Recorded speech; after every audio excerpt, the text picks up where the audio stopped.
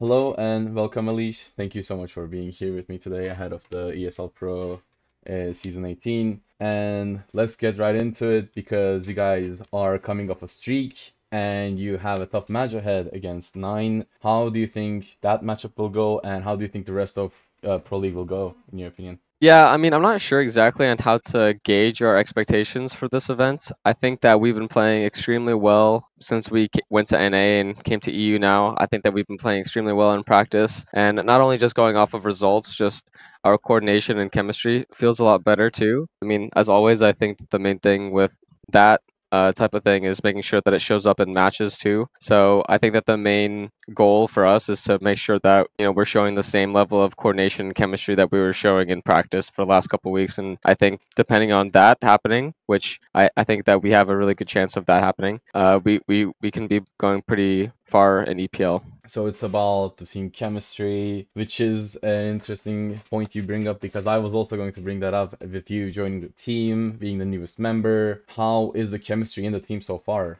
I think that we got ourselves to a good place coming into this team and not having too much time. I only had around 11, 12 days of practice before Blast and everything. And from Blast, we went straight into Cologne. So it wasn't a lot of time. And the thing is a lot of stuff that I wanted to work on within the team, organization-wise, of like how we want to compartmentalize different types of strategies and tactics and protocols, and just making things more efficient overall from things that I've like learned over the years and what was working very well at Liquid and what works for me too. And it was really difficult to be able to add all of those things in conjunction with what works for them. So we kind of like were just adding a lot of stuff in the beginning, and unfortunately it just wasn't enough time to be able to like get on the same page of what works for you, what works for me, what works for the team collectively, of how we want to call things and react to certain situations. And I think that now, after we had a lot of time, this is now the time for us to show that. And I'm pretty happy with like the spot that we're in as a team. And like I said before, I think it's just about making sure that it shows up when it matters, because now is actually when it's time to show what we've been cooking. And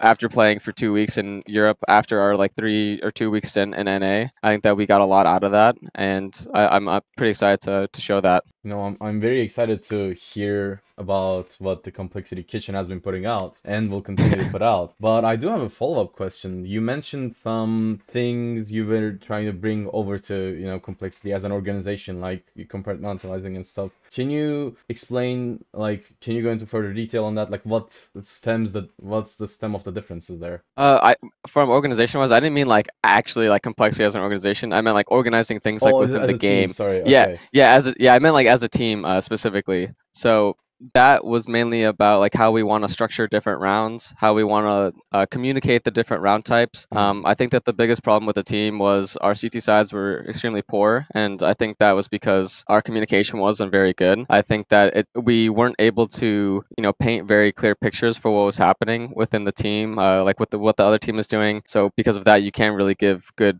reactions to it. And that's just something that like we have to just talk about, like how do we want to like add different strats so we can communicate those strats better to the team when they're happening against us. How do we want to react to them, naming all those reactions, just naming just quicker ways of doing things in general, I think was the biggest help. And I think our CT sides have felt a lot better. And then outside of that, I think that just confidence overall. I think I even said in my first 1 or 2 interviews with the team that the guys just didn't have a lot of confidence, and I think that they've been gaining a lot of confidence since I joined, and I'm pretty happy with like how much more confident I think that everyone like feels and plays, and I think that's going to be a big factor for us moving forward, is making sure that doesn't dwindle. Wow, so it's like you brought on a rework to the team, and now we're seeing the consequences of it, with Complexity being more confident and having different types of rounds. And yeah, I think we're going to see it all in this tournament as you Yeah. continue to implement it. Yeah, I And mean, I don't want to obviously credit like everything to like myself, of course, but I mean, I think a big part of like confidence for people is just knowing the answer, knowing what to do in certain situations, and that just like breeds confidence is certainty. And I think that's something that I did help a lot with. But obviously, it has to come from everyone. Like it's a team effort. yeah, of course, it takes time for the whole squad to adapt. Yeah, And exactly. I mean, it is very interesting to see like the changes because, you spent a lot of your time in Europe and now you're in an American team again. And, it's been said that the NA scene is going through a bit of a decline. And do you think the results come from like the things you've seen in Complexity 2? Like, is it affecting the whole scene compared to Europe? Could you rephrase that question, maybe? You know, you spend a lot of time in Liquid, and now you're on an American team again, and you know, there's a decline in the American scene, American Counter-Strike scene. Do you think the reasons for that decline are the same as the ones you've seen at Complexity, like the things you're trying to implement to counter? I think that a big part of like why the NA scene hasn't been very good is a part that a lot of talent did leave, which makes it more difficult because obviously then we have less players, which means less of those players are going to have like a really high talent and skill ceiling and everything like that. So that's like the first part that makes it tough. Then I think the second part is that the players that do stay, there's not really anyone that's making it easy for them to learn, for them to like see exactly like what they should be doing in different situations, how to like structure teams, how to structure practice better so like things are more efficient. And I think that without somebody, you know, coming to those teams and like sharing that knowledge, unfortunately it just gets lost to time. And you know, when you don't have somebody that can like give you the shortcut for how to learn something faster, unfortunately you just have to make those mistakes yourself with trial and error, unless like you just see it from somebody else or hear it from somebody else. You know, unfortunately trial and error is like the slowest way of problem solving. And I think that's kind of in the kind of situation, those two factors. But you know, for Complexity, I don't really feel like talent was ever like an issue like with this team. I think that just, you know, small tweaks like here and there, obviously like a really big difference, especially at the top level in terms of like communication, reactions and everything like that. Just, you know, small changes here and there can like really be a big difference. So it's a little bit different with Complexity, and I think for the overall NA scene, it's a combination of those two things. That is very insightful. Thank you. It's like it's very hard to imagine the erosion of talent without looking at the bigger picture, and now, you know, seeing it actually like happen with the decline that was, you know, foretold with those changes a long time ago. Mm-hmm. You know, thank you for the insight on that. I have a question that's specifically for you. You've been in HLTV's top 20 for a long time, but you weren't in the 2022 list. Do you think we'll see you again in the list in this year, 2023? 2023, I unfortunately don't think that like I have like enough good stats to warrant me to be into that list. That's definitely going to be a goal for me going forward. Since joining Complexity, I definitely feel like I've gotten my groove back where I can play confidently and, you know, make errors and learn from them freely. So I think that overall like I can get there, but I just don't think there's been like enough time to be able to warrant that. If I did, it would just be extremely out of left field for me. But I mean, I would welcome it, of course. I would welcome it with open arms.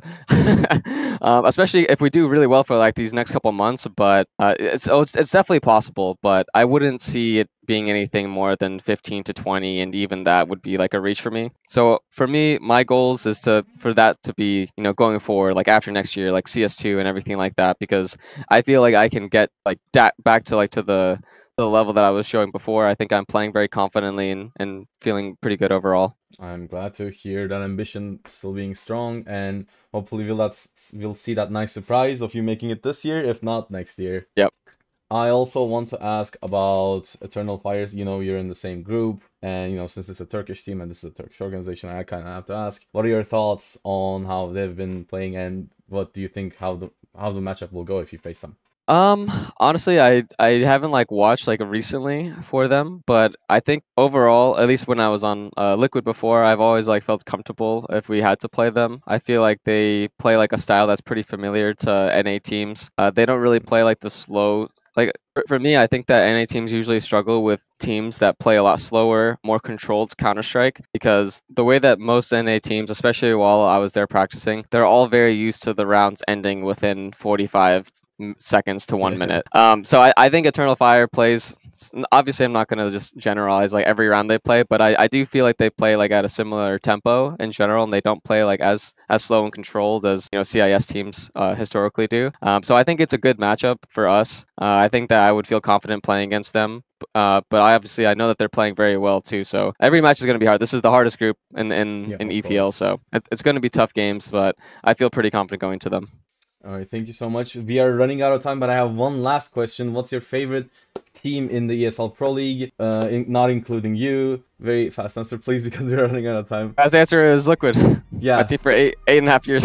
Thank you so much for your No problem. insightful answers, and good luck in the upcoming Group D. Thank you. Of course, thank you.